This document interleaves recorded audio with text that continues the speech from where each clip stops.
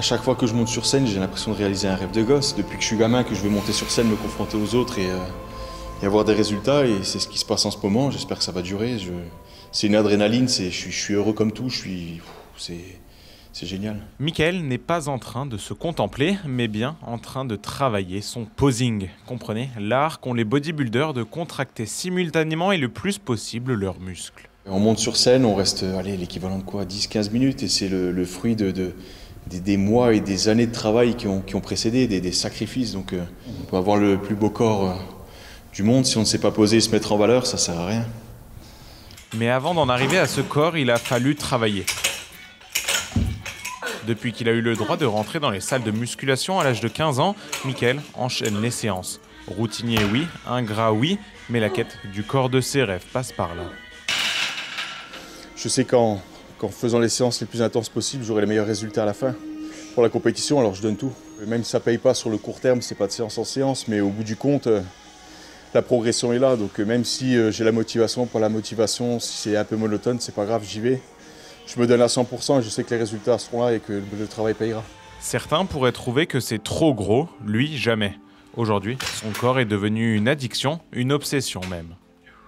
J'ai commencé à avoir quelques gains, que j'ai vu que mon corps commence à changer, oui, c'est devenu une obsession. C'est comme une sculpture en fait, c'est une sculpture et on commence à la sculpter, on commence à avoir de la définition.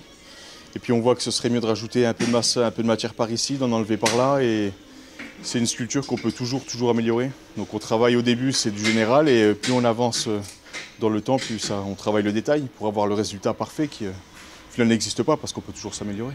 Et c'est toute sa vie qui gravite autour de cette quête du toujours plus. À côté de ses entraînements, absolument tout est pensé pour optimiser sa progression, récupération, sommeil, rythme de vie et bien sûr la nutrition. À quelques jours de ses tout premiers championnats du monde, l'heure est à la diète, au sens très strict du terme.